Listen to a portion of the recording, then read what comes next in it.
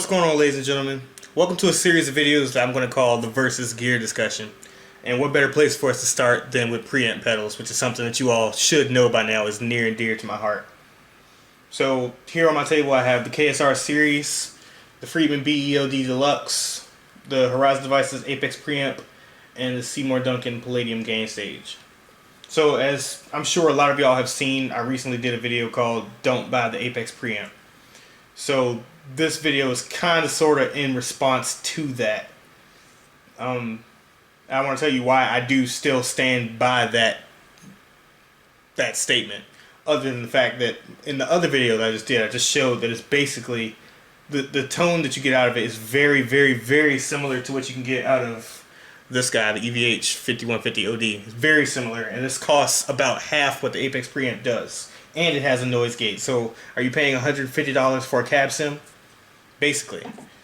Anyway, that said, I don't think that the Apex Preamp is a bad piece of gear. I think that it is very flawed when you look at it compared to some other things. But anyway, first of all, a preamp pedal. Like, when you hear preamp pedal, what does that really mean nowadays? I would say not necessarily all that much when you think about preamp pedal versus distortion. I've heard people say that, oh, a preamp, whether it's a pedal or a rack mount or whatever, a preamp has enough volume to drive a power amp. So you run it into an effects return to bypass the preamp of an amp, and it just goes straight into the power section and pretty much shapes your tone. Nowadays, most distortion pedals can do that as well. So I have the Wampler Dracaris here. The Wampler Dracaris here, for instance. I can use this as a preamp pedal if I so choose, and it's fine. So really, marketing and everything nowadays has become kind of weird in that I think people tend to call things that they think either sound the best or will sell the best.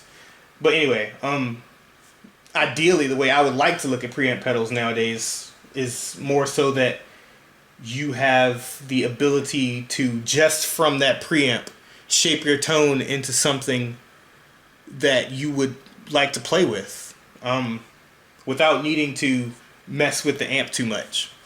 Meaning that, yeah, I could run this into a dry guitar signal, run a dry guitar signal into this. No clean amp or anything, this is just DI. So if I run that into a preamp pedal, I should get a usable tone out of it. I should be able to get a usable tone out of it without having to run the pedal into a clean amp. So that was, like I said, the first red flag for a lot of people when the Apex Preamp was still being marketed. Rabia Masad, I love that guy. I love his playing. He ran the Apex Preamp into a crunch channel of an amp, which instantly sounds weird. Like I said, a preamp, you should run a preamp into a power amp, not into the channel of an amp. And then a crunch amp and a crunch tone at that, it was just weird.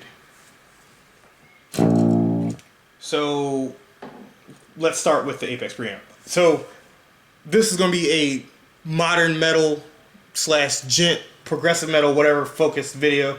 So I already have all the little bells and whistles, like the knobs and everything, set to what would be like their tightest setting. So I'm going to start with the Apex Preamp on its tight setting. This is kind of going to be a comparison between them, but it's not going to be like a deep dive comparison. So I have all the volume kind of level across all of them, but for everything else, the EQ is set to, oh, well, there we go. For everything else, the EQ is pretty much set to new.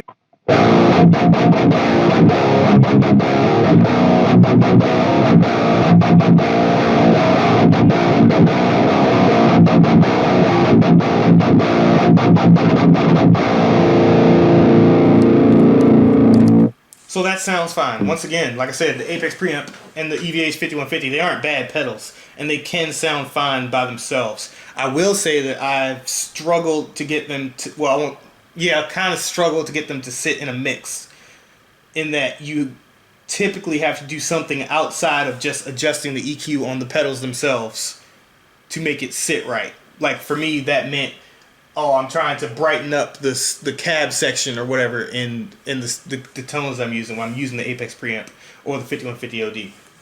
So for instance, let me just increase the treble on this. Well, no, I'm not going to do that yet. So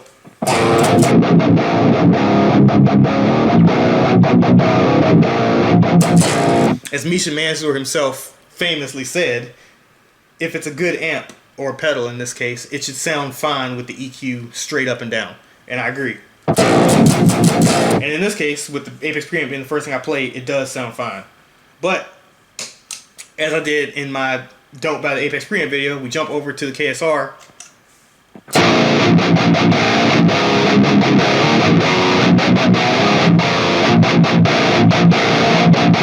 And it's much more present of a sound. It's just a more present thing. Now with that tone, I don't need to adjust it too much to sit. It's like slight adjustments to get it to sit into a mix for this style of music. I don't need to play. I can use the EQ, the cab sections I normally use, and it's no problem. So now let's go to something that's kind of in the middle. These two, I would say, sit kind of in between these two. So over to the BE-OD Deluxe. Like I said, all of the EQ and gain is pretty much at noon on all these pedals right now.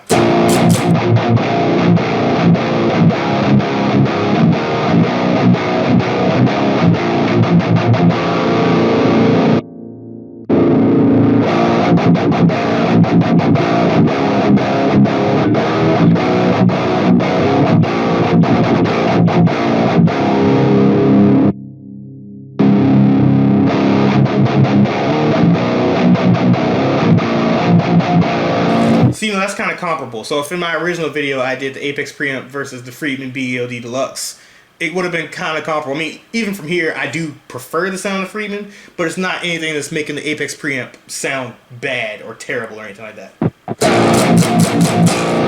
But the thing about this is, like I said, all of the EQ and such is set to noon here. The BE-OD also has a presence knob, which is currently at noon, so I'm going to increase it to max.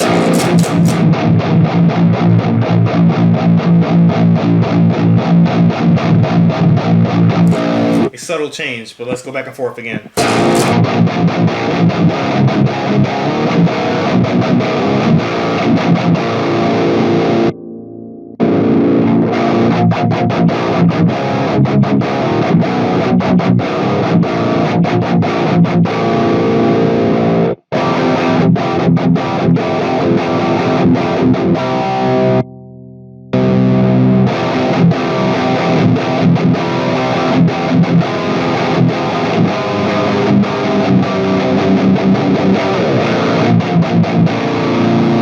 Like I said, it's still fairly subtle, but I can tell that the BE-OD has more bite to it as of right now. And like I said, I still haven't even moved the treble knob.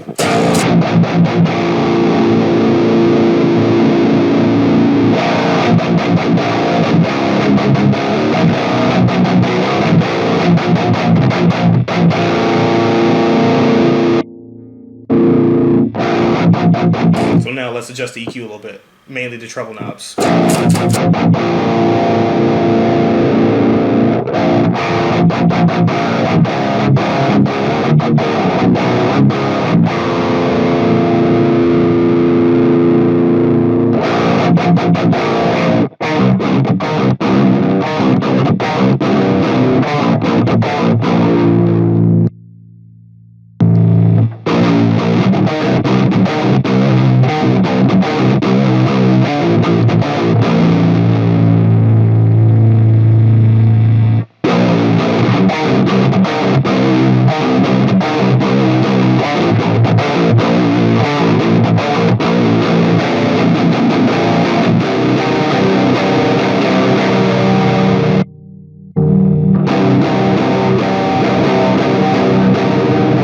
And just like that, now it's kind of really showing itself that the Apex Preamp appears to lack a certain amount of bite.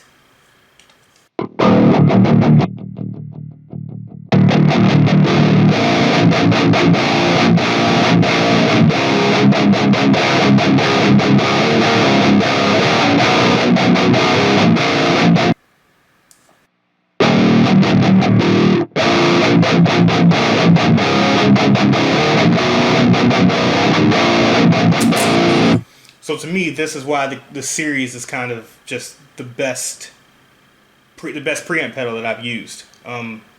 It starts where the Friedman kind of ends in terms of how much bites you have. That's a slight exaggeration, but I do believe it is truly a slight exaggeration.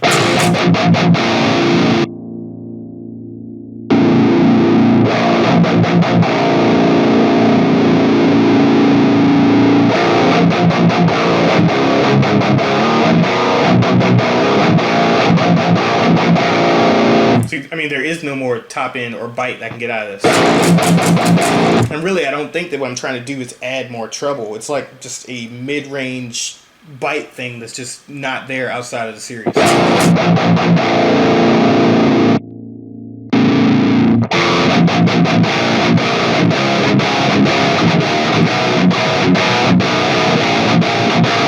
And for anyone saying that, oh, that sounds nasally or too bitey,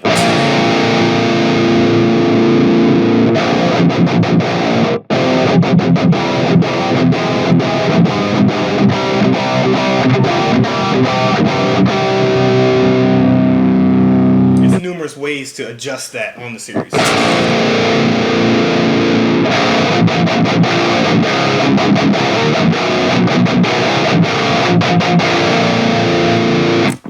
But honestly, I think that it just really sits in a very appropriate place for guitar in this style of music.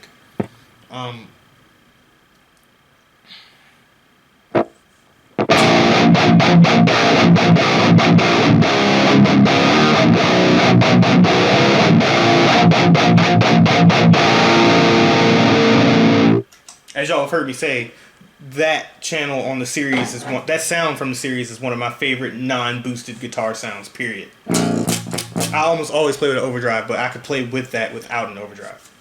So at the end of the day, it's all about how well you can get your guitar to sit in a mix and how fun it is, really how fun it is for you to play through it. I mean, most of us that are buying these pedals, what are we using them for? We're using them to jam around with because they're fun. We're using them to make demos, to record and share our music, and some of us are using them for live playing. With that in mind, what the Apex Preamp tried to do was be a all-in-one solution, meaning, oh, you can show up to a gig with just this if you need to, and you can run it direct to the front of the house, so direct into the PA system or whatever. And I don't think that it hit the mark on that whatsoever. As some other folks have already showed, the best sounds that I believe you get out of the Apex Preamp happens when you run it into the channel of another amp, which is fine, but to me that's when I would really call it more so a distortion pedal. And like I said, it's semantics at this point because companies pretty much call their pedals whatever they want to call them, but I truly just don't think that it stands on its own as the main shaper of your guitar sound.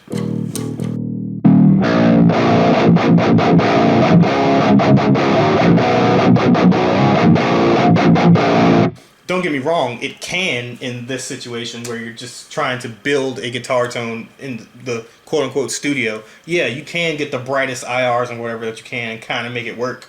But at that price point, I don't feel that you should. There are better options. Like I said, I don't have my Rev G3 anymore. One of you guys has already won that. But yeah, if I did have my Rev G3 here, like I said, it blows us out of the water in this exact scenario. So let's look at the Palladium gain stage while it's over here too.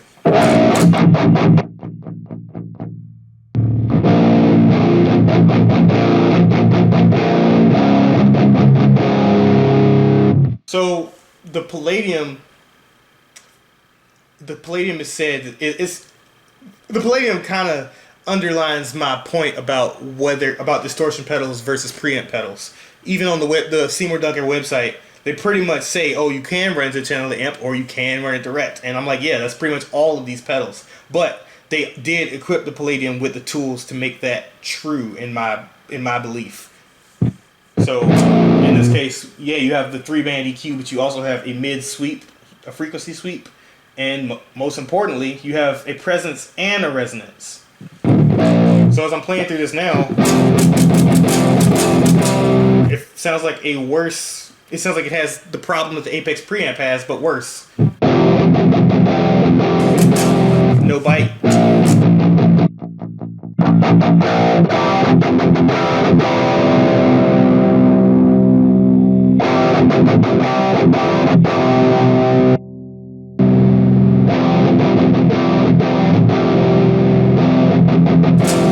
But let's play around with the presence knob.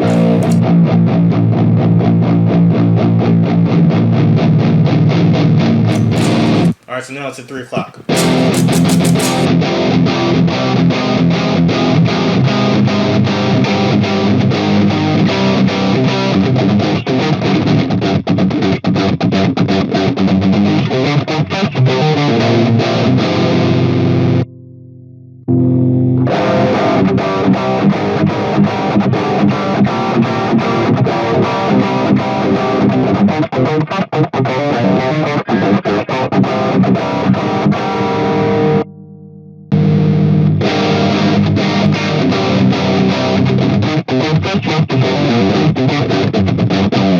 And just like that, it's there. Lower the resonance a little bit.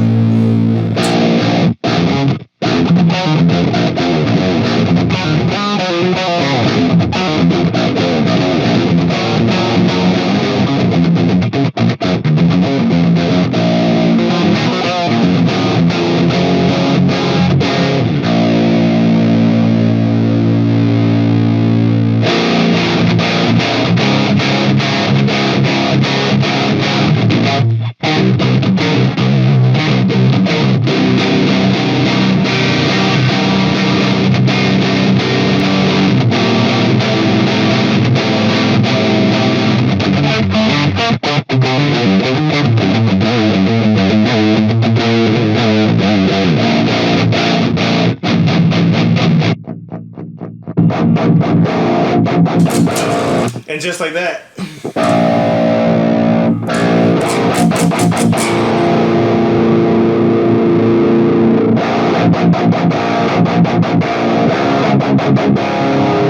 Let's see.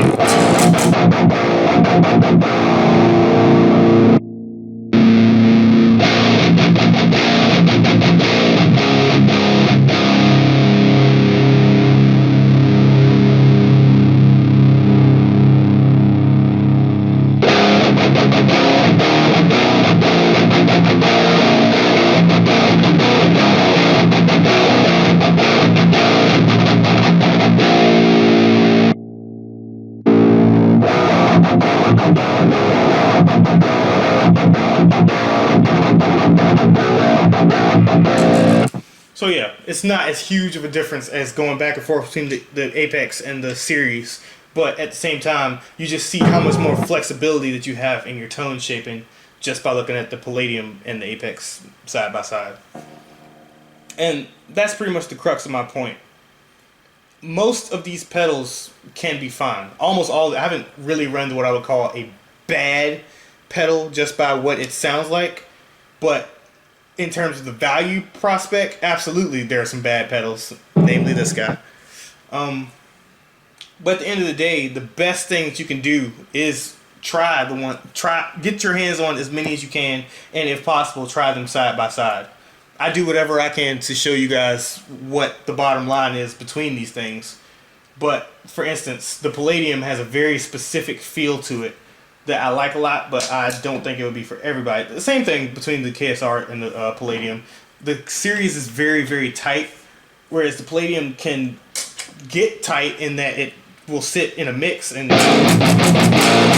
you can get a sound that's tight, but it also feels very squishy. It's like a saggy amp.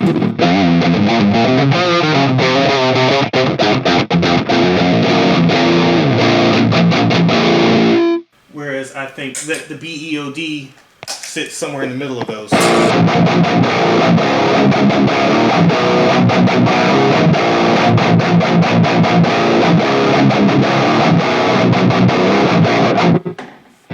So yeah, that pretty much sums up my thoughts on them, but I am going to do a little bit more just playing around with them so to give you guys a comparison, because I mean, that's what we do here.